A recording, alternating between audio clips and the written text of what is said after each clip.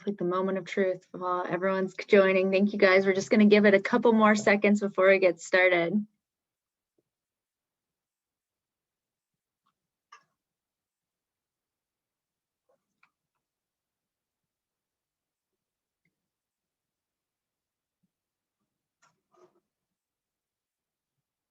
All right. Well, thank you so much, everyone. Thank you. Welcome and thank you for joining today's session.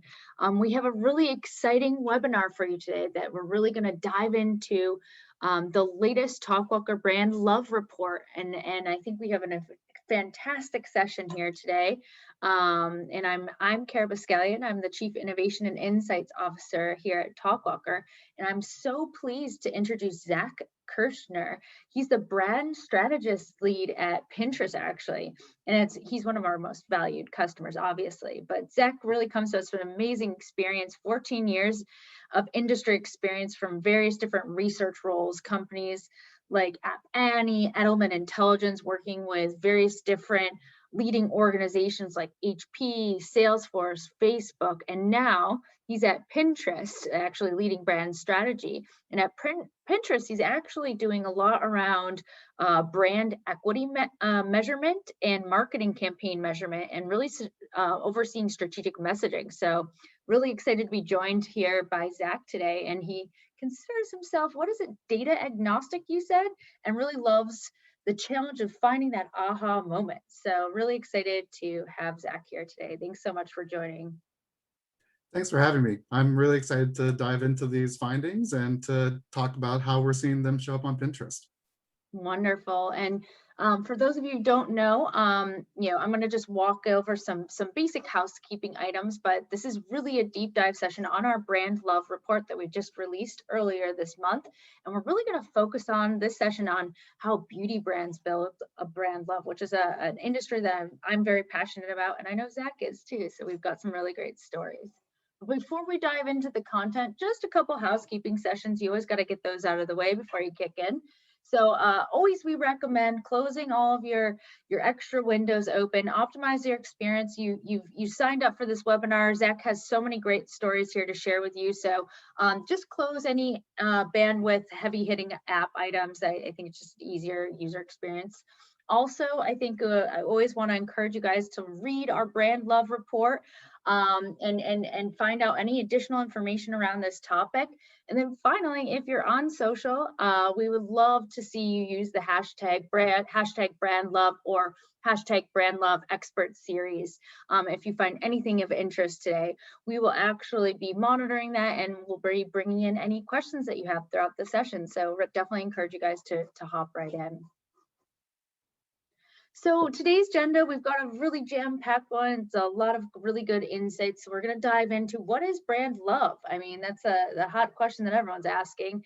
And how do brands find it? I think that's also a key question that we'll dive into some key elements there.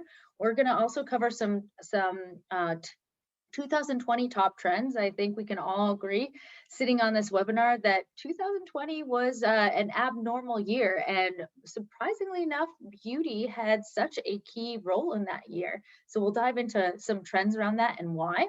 Additionally, we'll talk about some social communities in the beauty industry and have some 5 great examples of how you can leverage some of the information you learn here today to help build your brand love strategy. And then we'll close it out. Please put all of your questions right in that chat question box there.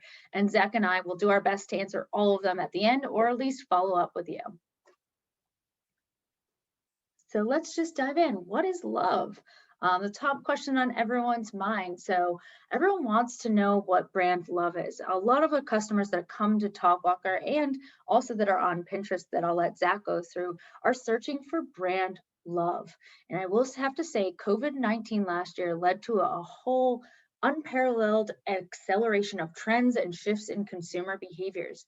And what stayed constant throughout this was actually consumers really searching to connect with brands and really searching and striving for brand love. I think we saw a lot of different things happen in 2020 that caused consumer behaviors to shift. And just to name a couple of them, we had even more of a digital focus. I mean, how many new platforms or social platforms can emerge during a pandemic? Well, one leading the charge was obviously TikTok, which was on everyone's mind, and it just had more and more users going to it, seeking that kind of relief through digital focused platforms. Additionally, people were going online to shop more when they were stuck at home, and they were also even going to new platforms like Clubhouse to have engaging conversations when they were stuck in isolation, forced on Zoom calls 24/7.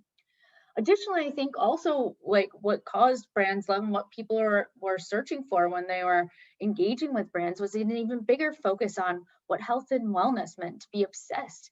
There's so many different mental and need for mental acuity, mental awareness, and mental health, and as well as physical health. And there's a larger emphasis on the impact of that on the consumer, and forced brands to kind of re-examine what their messages was and how they could tailor to those consumer demand shifts. And then also, I think it's really important that consumers were also looking for more sustainability in packages. They were no longer optional in terms of products and packaging and sustainability.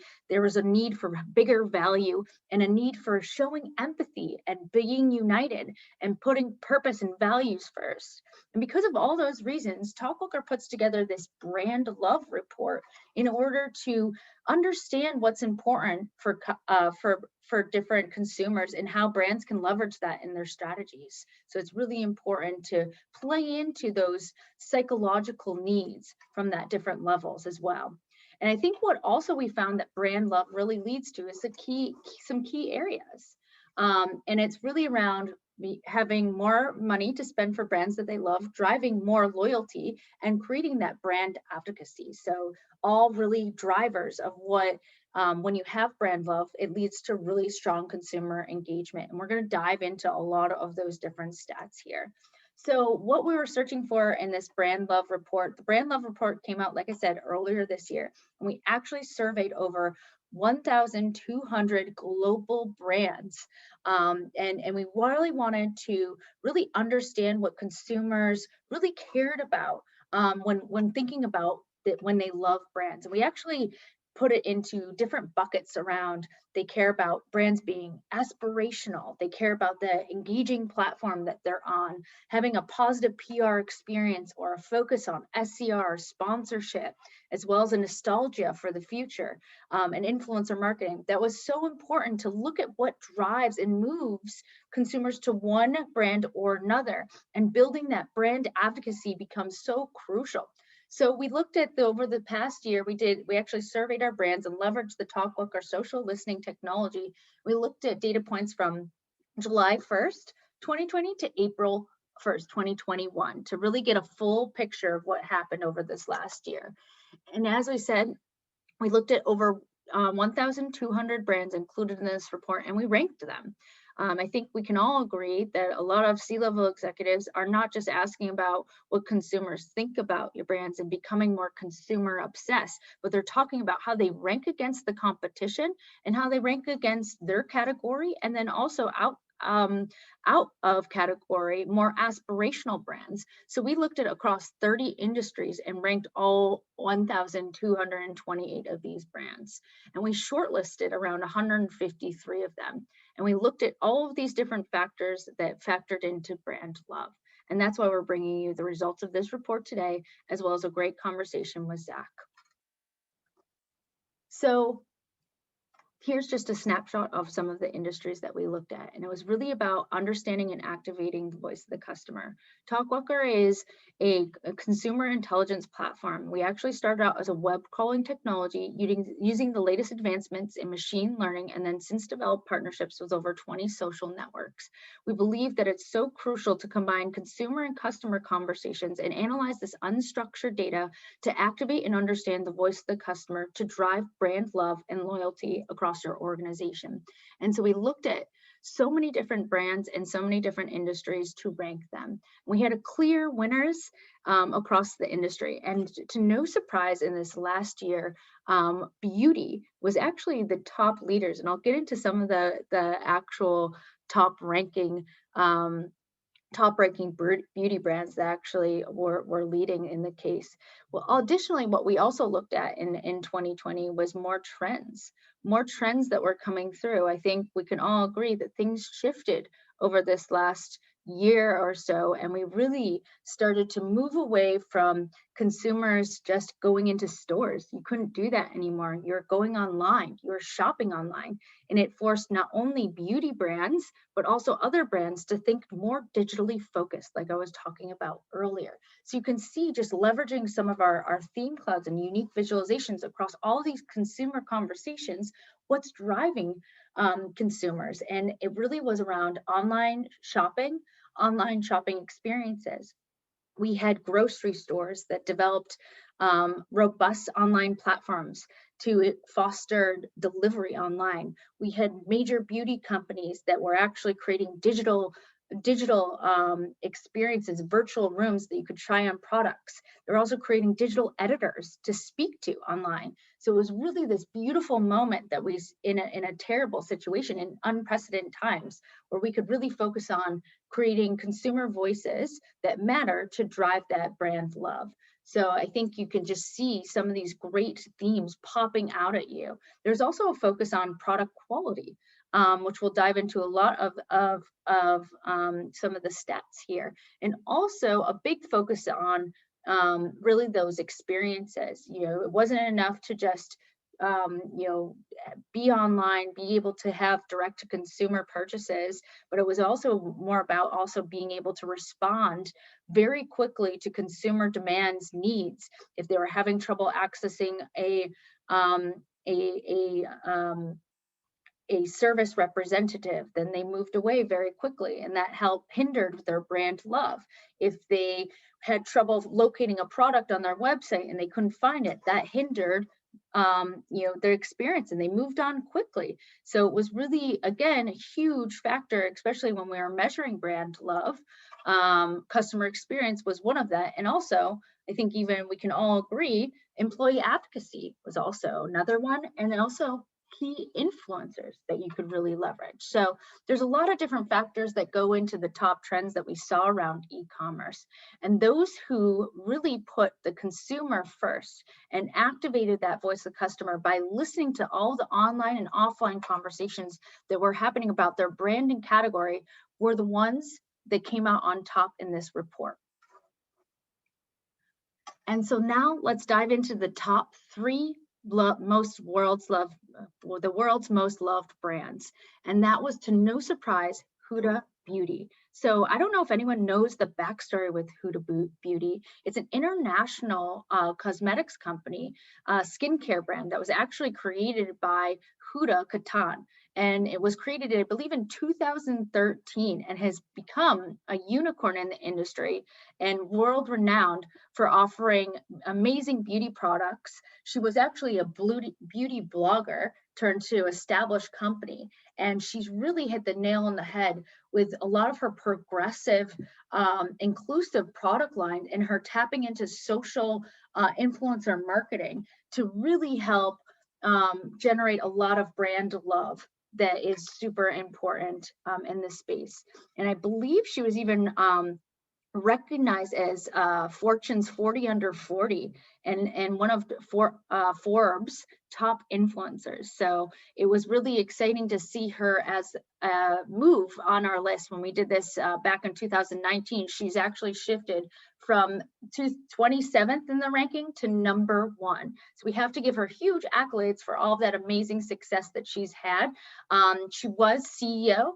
Obviously she created the company. She stepped down in September to actually focus more on product and content, and then moved back actually into that CEO status, and really, again, really focused on how you can feel loved during and feel really positive body image, and feeling of putting an emphasis on self-care during this pandemic. And I think Huda Beauty really did a fantastic job of doing this, really moving from that 27 to #1 category. And it was a lot of what she did, from a content perspective, influencer perspective, but then also donating over $500,000, in 2020 to specific different nonprofit organizations to really help, especially with the unprecedented times that happened around Black Lives Matter last year. A lot of beauty brands really stepped up to the plate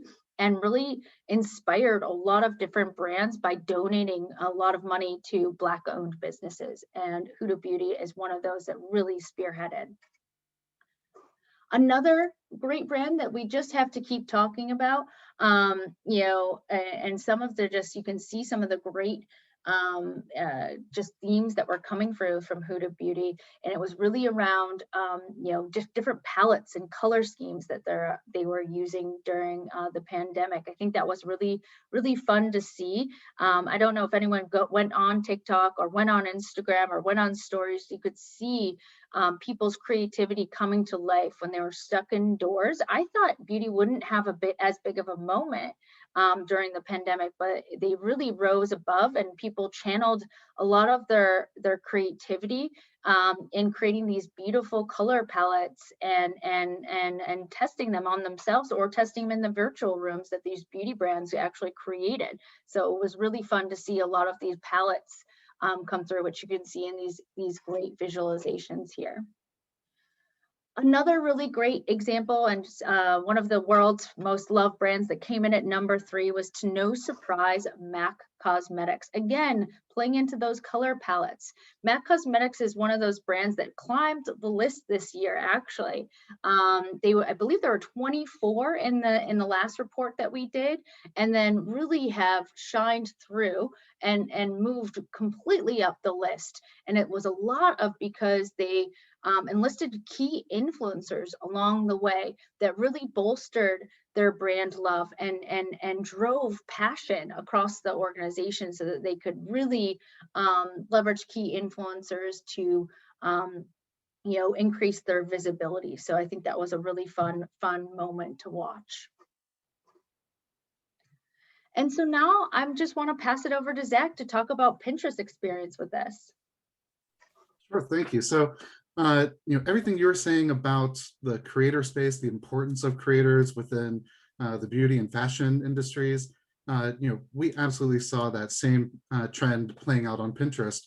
And it led us to deeming 2021 as the year of the creator. And I think the backdrop for this is really an overall decline in trust.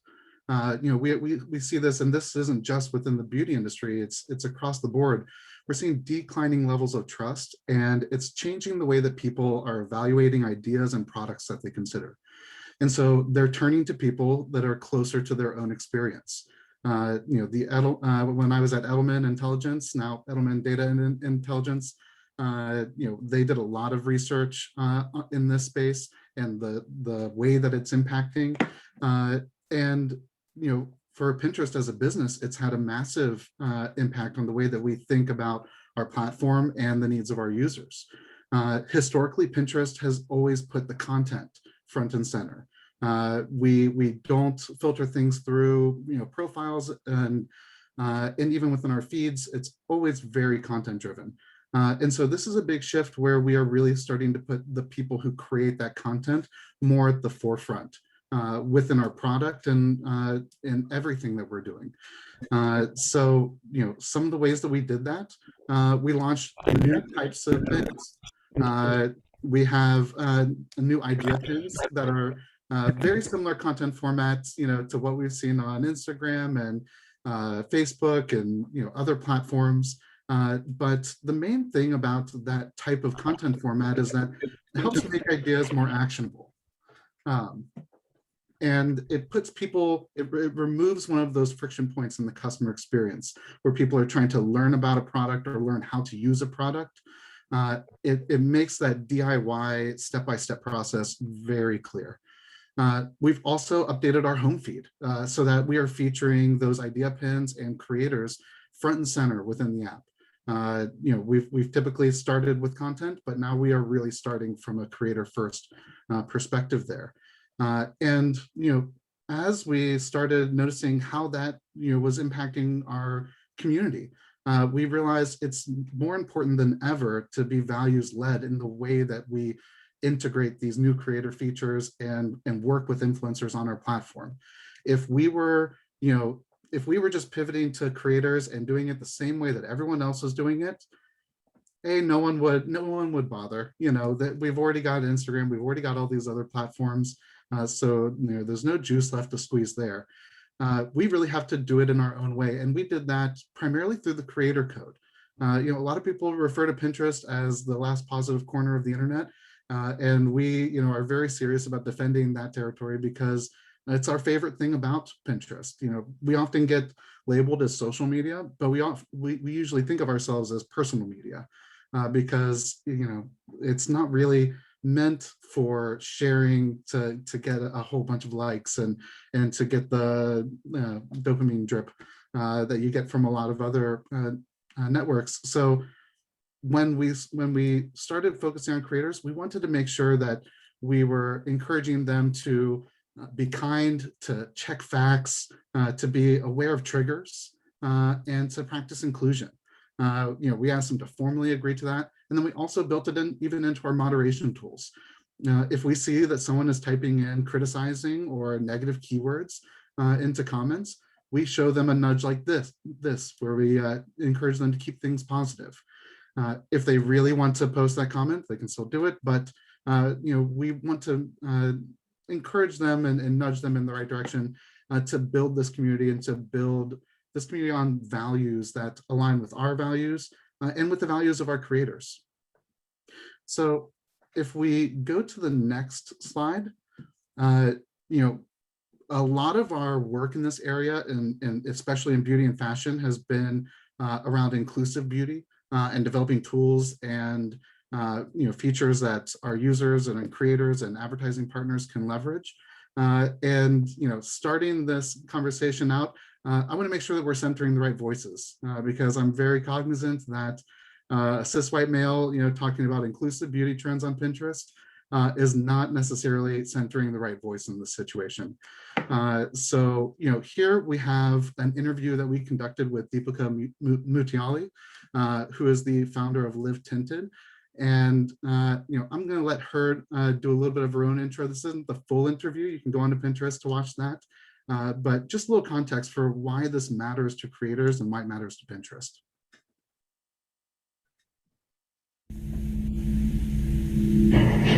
Hi everyone, my name is Deepika Mutiala and I'm the founder and CEO of Live Tinted. Live Tinted is a beauty brand that actually started as a beauty community back in 2017, and our whole brand ethos is about pushing the narrative for representation and diversity forward.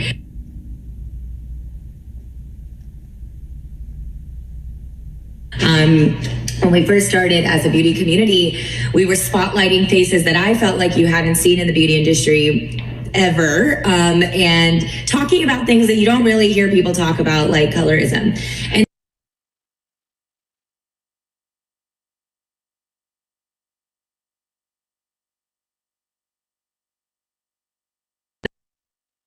And since then, we've now launched 3 different products. The Hue Stick is the hero product that kind of started it all out. And it all goes back to a video I did back in 2015 where I used red lipstick under my eyes to mask dark circles. That video has 10 million views and sort of changed my life forever.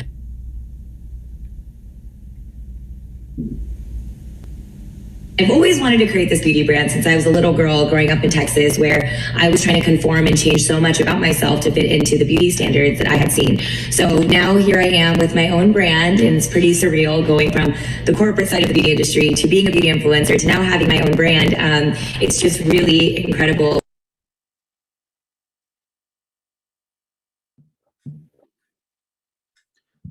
Okay, so Deepika there makes a really important point. Her business started because there wasn't a product for her.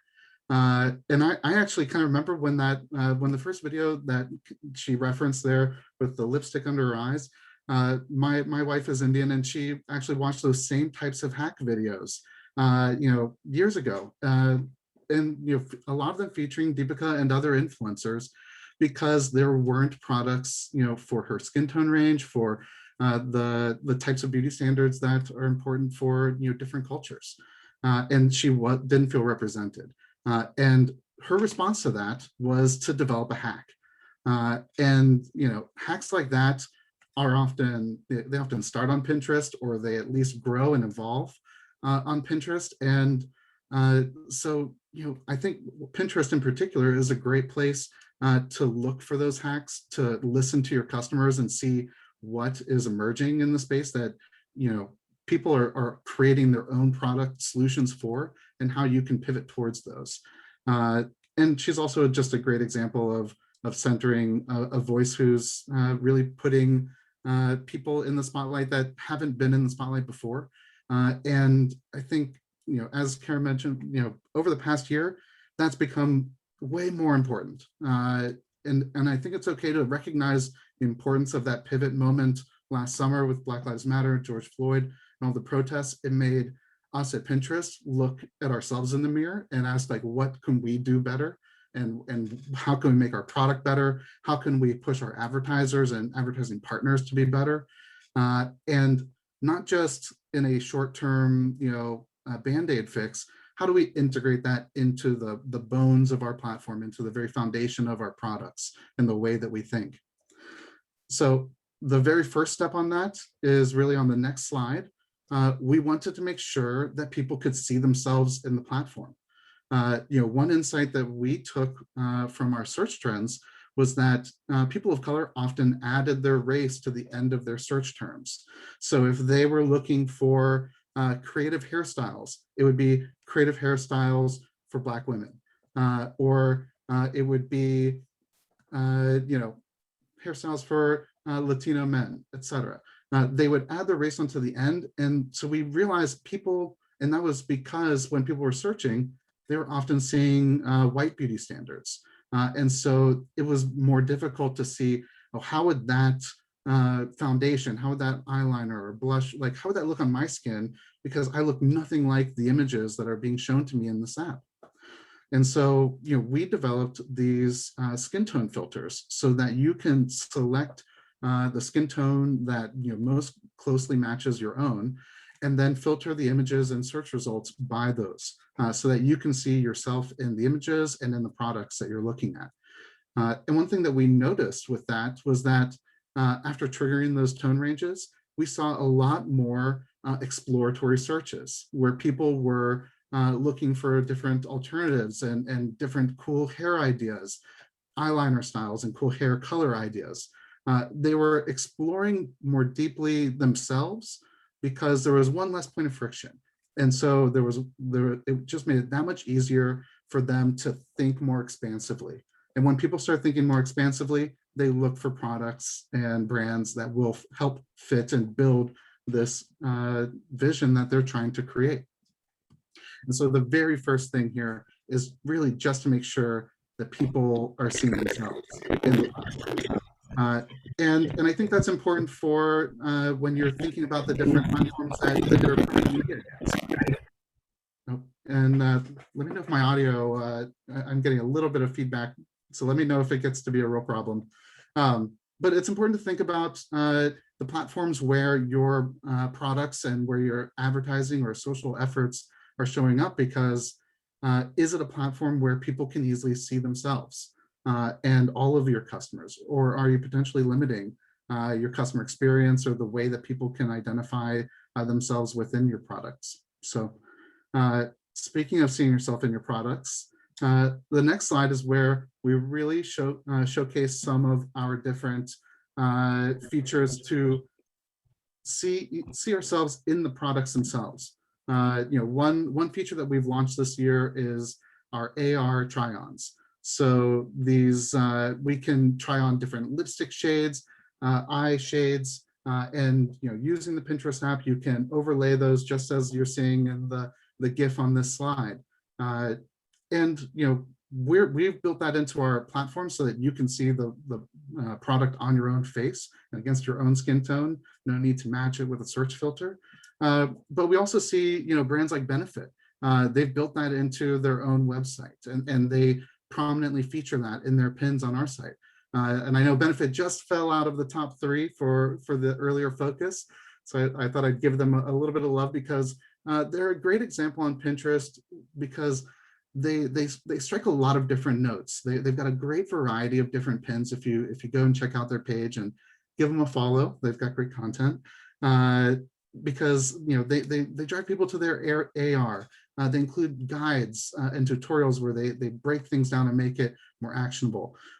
They layer on different skin tones into their own ads. And they make sure that people who aren't typically seen in beauty ads are featured within their creatives.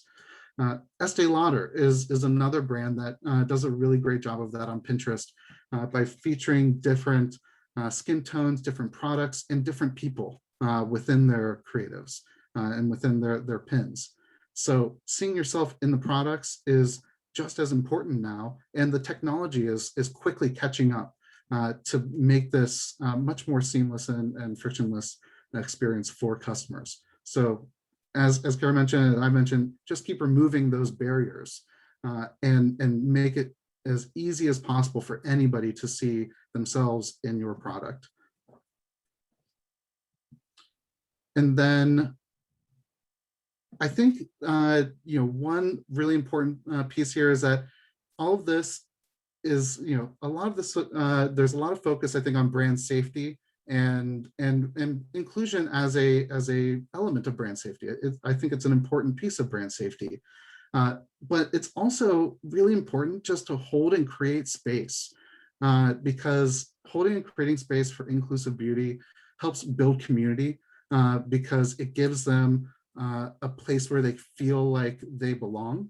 It helps them take their guards down so they can explore new ideas. They don't feel like they're going to be judged on Pinterest and other platforms. There are other platforms. We're not completely unique there, but there is a little bit more complexity there. There's a little bit more psychology, and I do think that is a bit of a differentiator for us. And at the end of the day, it helps people just embrace their true selves. Dante's feedback on our creator code here, he described it as a recipe for creators to be 100% themselves. And that's something that we hear consistently from our users. When they come to Pinterest, they want to take their guards down. They don't feel like they're being watched. It's not as performative. It's a safe place for them to really explore themselves, their tastes, and all the different expressions of that. They can try on a bright neon green lipstick and see, maybe that's their favorite color. We actually, our entire brand campaign that we just launched in the past month is centered on ideas that you might just surprise yourself. You might not know that neon green lipstick is just the best shade to highlight your eyes. But maybe an AR try-on tool will help that. Or you try the neon green lipstick and it is just as off-putting as you thought it was. And I think that's a really unique thing for Pinterest, where people get to do that exploration and there's no real repercussion for it. You can try a recipe that might be out of your wheelhouse, and then it comes out burnt or it's uneven. And that's okay, because you're trying new things and you're discovering new things. And at the end of the day, that's helping you become like the truest version of yourself and figure out exactly where your tastes land. And then if we go on to the next slide, at the end of the day, like if we kind of step back and I think look at the underlying theme or insight that I think drives a lot of this. And I think it's important that Kara put customer centricity as, that's the first thing you have to do. And companies that are customer centric almost always are in a better position to win. They might not win, but they're in a better position to win than companies that are focused solely on the most innovative product, or, oh, I'm going to beat all these other things. if you're not focused on driving value for your customer, that's going to show up at some point down the line. Pinterest has a couple different values, but our very first value that we really drill in onboarding and even in the hiring process is put pinners first. Everything we do should start with the question, how will this help pinners? If we create significant value for pinners, everything else will follow.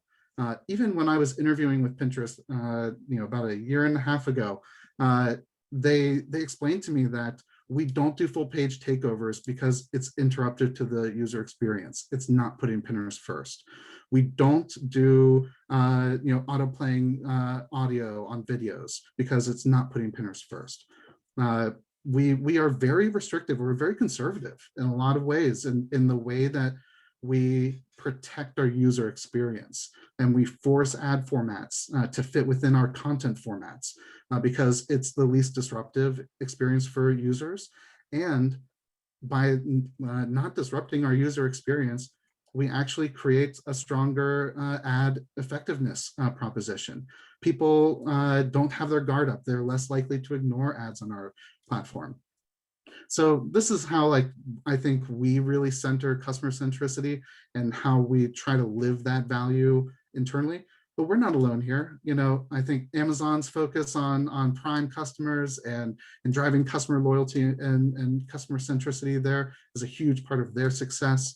And we also see it, with Apple. Apple has made a lot of big news this year because they are phasing cookies out. If Apple wanted to build themselves into the world's largest advertising, company, they would be in a pretty good position. Very few companies have the device reach that they do, but that's not putting the Apple customers first. And so Apple's customer centricity there, I think, is one of their biggest differentiators. And kind of taking it back to the beauty space, another brand that really does this great, I think, is Sephora.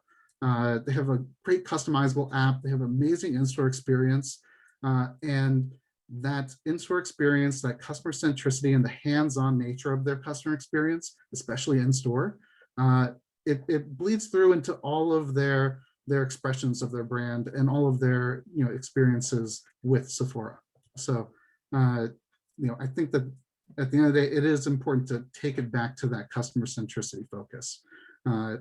And whether that is, making sure that underrepresented groups feel seen and, and tapping into that market that might not be, fully saturated yet, or, just in general, it applies in every situation.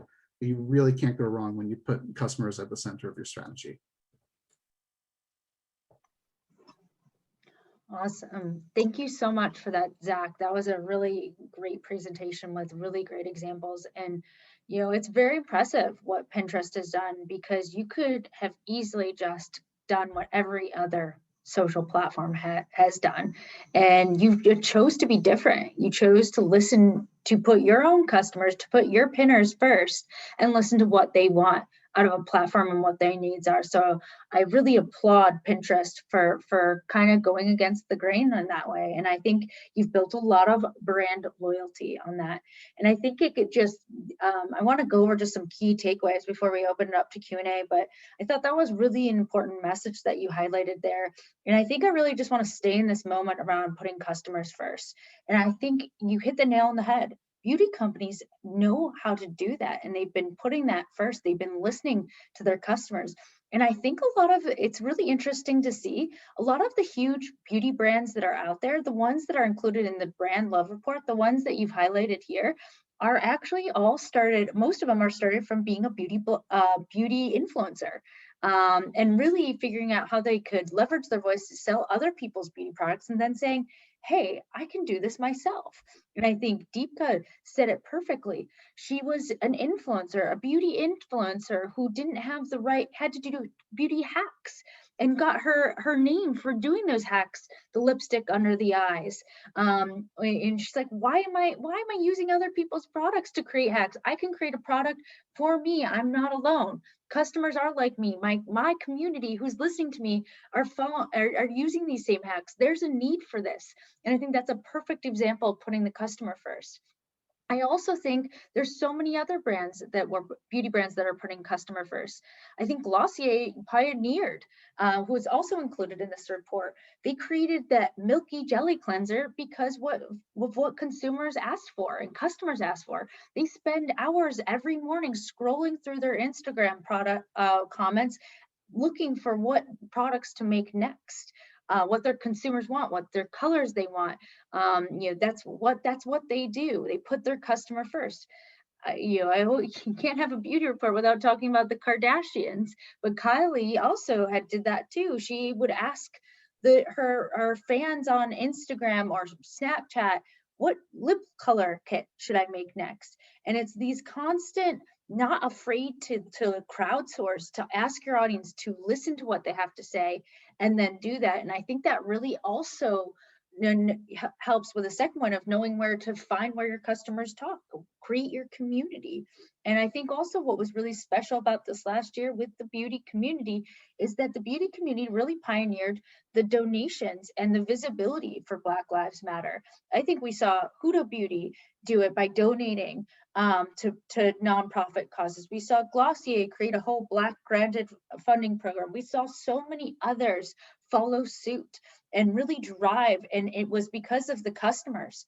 They wanted inclusive products, but they also wanted to shed visibility that the beauty industry, especially the larger, more established brands, haven't been putting them into consideration. And so this was a moment to change that, to start conversations, to bolster brand love, and to change an industry and really give it a spotlight during this last year. And it also allowed for people to have a two-way communication. I think brands had to face a lot of scrutiny, but they took that feedback and then they applied it and they grew and they evolved and they were part of the conversations. They didn't speak at the consumer or customer, they spoke with them and had really hard conversations.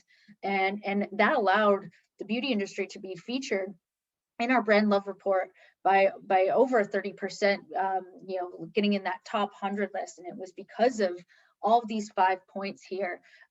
They were monitoring their brand love. They're looking how leveraging different technologies to measure it and track it.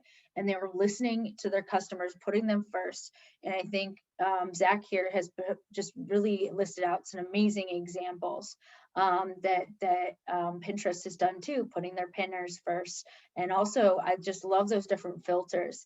It's better. It's something that we should have all thought of sooner, but when we did, it was a beautiful moment, and to celebrate it because it is progress and it is movement forward. So thank you, Zach, for sharing those great examples there. So I think we've got some really good questions coming through. So hopefully, if you guys have any other ones, please put them in the chat box. Zach and I are really excited about answering them. So let's start off. So question number one, Zach, I think this one's for you. Are there products or offerings that Pinterest is releasing this year that can further their commitment to inclusive community building in the platform?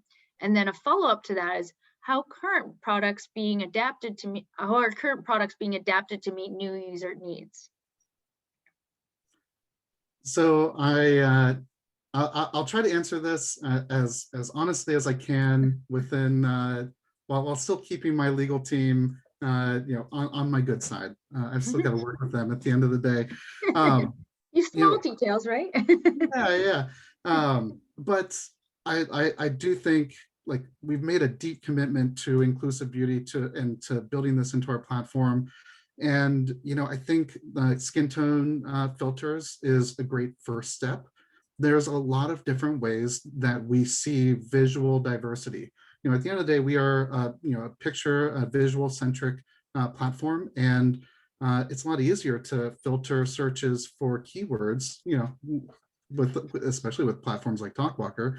But when you're on any type of website or social app or even shopping app, you can filter by the descriptions. but what if the descriptions don't exist? And that's the problem that we're trying to solve. And so skin tone was the very first thing that we tackled, but we also see diversity in terms of hair type, body type. We see that show up in a lot of different ways, and we want to be able to help people see themselves in those ways. Those are, I think they get a little bit trickier the more you get into it. It's a difficult product decision, and so I'm really excited that we're devoting the engineering and product resources to developing those products. But I think one area, and that's kind of on the inclusive beauty front especially. But I'd say like our current products and how they're being adapted to meet the new user needs. That's I'd say a big push for us this year has been just even diversifying the format of our pins. I think we're very well known for static image pins. That is, what we were created on and the backbone of so much of our content. But idea pins were a big step in the right direction. It helped to make our video pins much more engaging and integrated into a user experience that people were familiar with. And that was more helpful for translating inspiration into action. But then we also just launched live video. So we started doing like live classes so that influencers can connect with people and work with them in that way. I'm sure that we're going to continue pushing the envelope with our platform and the types of content that people come to see us for. And we're constantly trying to figure out how do we dial the levers to make sure that our home feed, that our suggestions, that our algorithms don't reflect the bias, that is, I think, very natural and integrated into almost everything we do is influenced by bias. And so algorithms are absolutely subject to the same exact thing. And, we're really trying to focus on how do we, control for that and what is the impact of that? Sometimes, we do a lot of experiments on the topic pickers and the different suggestions to make sure that people feel seen, they feel heard, and that it's still useful at the end of the day. Zach, it's funny that you brought that up because bias in AI is something that we're constantly dealing with and trying to push ourselves even further from that perspective, to be quite honest. So it's funny that you said that. In fact, we just had our new release yesterday, and one of the features I'm most proud of from our product team is we created a capability so that we can remove bias from our AI, especially around gender, names, and demographics and things like that, because it's so important. And you forget as a technology that you play a role in that. And it's every brand, and it's about doing your part. And so it was just one of the things that stood out to me, that it's something that we have to own as platforms that we have. So I thought that was really important. And I think it's really important for us to also manage expectations that when new technology is introduced, it's going to be rough around the edges. I was even just talking with an older family member this weekend, and they were like, everything seems to ship when it's 80% done. Like, why can't the tech industry just like finish a product? And I was trying to explain, like, oh gosh, I wish we could just do that. But even if you get to 98 or 99% good, there's still going to be those bugs that you just can't catch. And so technology evolves and improves over time. I started working with TalkWalker platform, I guess about almost 5 years ago. And when I first started working with it, I used to caution, like, sentiment is very hit or miss. Like you just don't know. Like it's very directional. I would always emphasize it's very directional.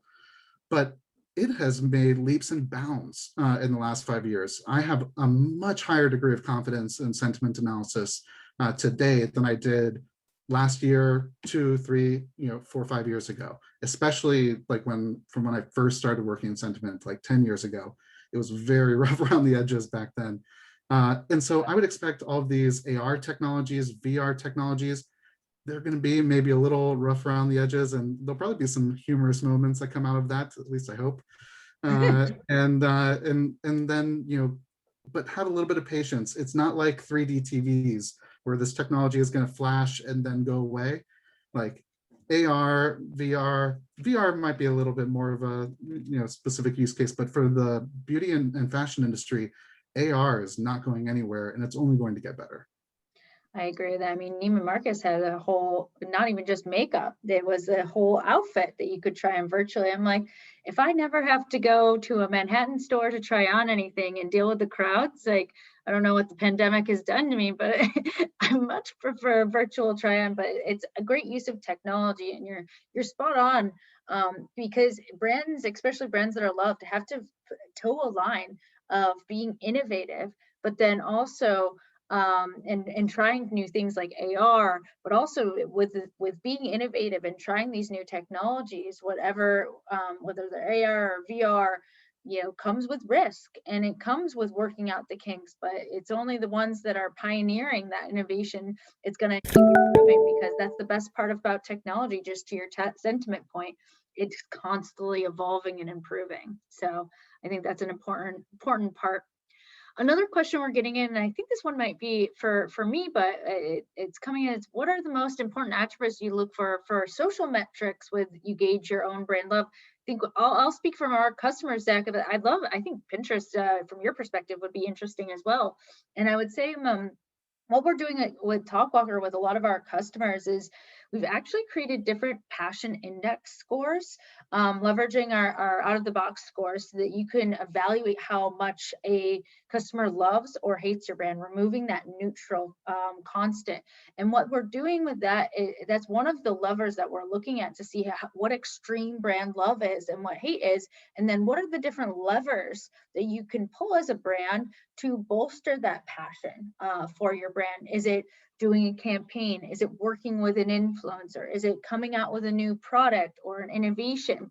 And those are the things that you really need to evaluate and measure and benchmark against your competitive set, or more of those aspirational brands, to understand how you're moving the needle in terms of brand love. So that's from our perspective. Zach, I'd love to hear your thoughts there. Sure. So I think when it comes to social, the most important thing for us is inspiring action. Because I mean, we often describe a lot of social media as doom scrolling, where you're just you know, constantly kind of clicking up like, oh my god, I've never heard that. That's great. Doom scrolling. Yep. It's endless. What's the next disaster? What's the next fail, etc. And that's a very kind of passive, leaned back behavior. And so, you know, I think you see that, and I think people, you know, typically look at like impressions or reach. And I tend to de-emphasize those engagement signals and we actually with Talkwalker build in filters to look for keywords around trying new ideas, discovering and bringing something to life. When people act on the ideas that they find on Pinterest, that's when like we really win as a brand, because our mission statement is to bring people the inspiration they need to create a life they love. Mm-hmm. It's not just to bring people the inspiration they want, it's to create a life they love. So when that translates into action, that's our best signal that we get anywhere. It's so true. I think we're getting a couple more questions that we'd love to answer. Let me just see. One of the questions that came through is, if there's such a big trend around health and wellness, why aren't more health and wellness companies included? And I think, yeah, that's one traditional way of looking at it. But I think what was a bigger emphasis around consumer behavioral shifts towards health and wellness, whether that was physical, emotional, or mental, was less on there was companies obviously coming through, but I think it was every company, no matter what industry you were in, was prioritizing people's well-being, your employees, but then also your communication towards customers to say that you related to them. So, you know, it indirectly, all of the brands that you saw included, and if you read through our brand health report or our brand love report, had some sort of emphasis on, you know, healthy living and health and wellness, whether it was feeling good, putting on that green lipstick, right? That's mental health, and dressing up when we're all stuck inside. It's the little things that make your day better. And that can be through wearing a new outfit, wearing some makeup, whether it's, you know, taking time for yourself, of going for those bike rides outside, cooking or reading. You could see a beauty brand posting about cooking or a recipe one day. You know, as Zach says, a lot of, you know, companies turned into creators of content, and that was a really exciting time to watch. And I think one other element there with health and wellness brands is that, you know, especially the medical side of that industry, and like think some of the bigger brands we think about, they're very localized. There's a lot of regulations. It makes it Yes. very difficult to have the kind of volume that you see from a national brand. But I think, you know, we absolutely saw a huge uptick in personal wellness and self-help on Pinterest. You know, people creating spaces in their own home for meditation areas, searching for ways to de-stress while working from home. You know, and we also saw, I think, where we get into some of the brands that do have bigger reach, we saw like the explosion of Peloton, Tonal, Oh, yes. a lot of these like health and exercise and fitness brands. They, you know, they can't keep their stock in, you know, I think I was looking at Tonal, I think it's got like a 7-week waiting period for delivery right now. Gosh, it was And I've heard of crazy. people waiting months for Pelotons. I used the Tonal. It was great. It lived up to the hype. And I was like, why have I been going to the gym this whole time? And it literally is such a simple concept, but there's such a big emphasis on it. You're absolutely right. And they're content creators too. Oh yeah, absolutely. And they are even, you know, creator centric. You know, when I first got my Peloton, like the very first thing everyone told me about was like, okay, these are my favorite instructors. Like, you have to follow Tunde. Yes. Tunde is a goddess. Like, and you know, and so everyone's got their own thing. I And love it. it's really fun. Yeah, I love it. Well, thank you, Zach, for the Q&A. I think we've answered most of everyone's questions. And if you guys have more, Zach and I are available. Just reach out to us, you know, use that hashtag. I'm really excited about that. And just to close it out, obviously, you know, Zach, thank you so much for all your great stories and experience from Pinterest. I think this was invaluable, and, you know, such an important message about inclusivity and really prioritizing that. And if you don't prioritize it, then just talk about it and be honest. Have that creation moment of honesty, that you can really put customers first. And being customer centric isn't just about what you say and what you do, it's about being transparent as well. And so I really loved that message, and especially that deep cut video. I thought that was really great. And I highly recommend everyone, if you haven't done so already, please go to talkwalker.com, download our brand love report, read about these amazing brands that we have in it. It's not just beauty brands, it's over 30 different industries, and you can really get some great tips and tricks on how you can bolster your brand love in these unprecedented times. Because at the end of the day, it's just about listening, understanding, and hearing people out, hearing your customers out, and incorporating them as part of your strategy. So we're really excited about having you here today and joining Talk Walker and Pinterest on this great webinar. Please learn more about us, and we hope to see you at the next session. So thank you so much for joining. Thank you so much, Zach. It's always a pleasure, and we'll be talking soon. Thanks, guys. Have a great one. Bye. Thank you.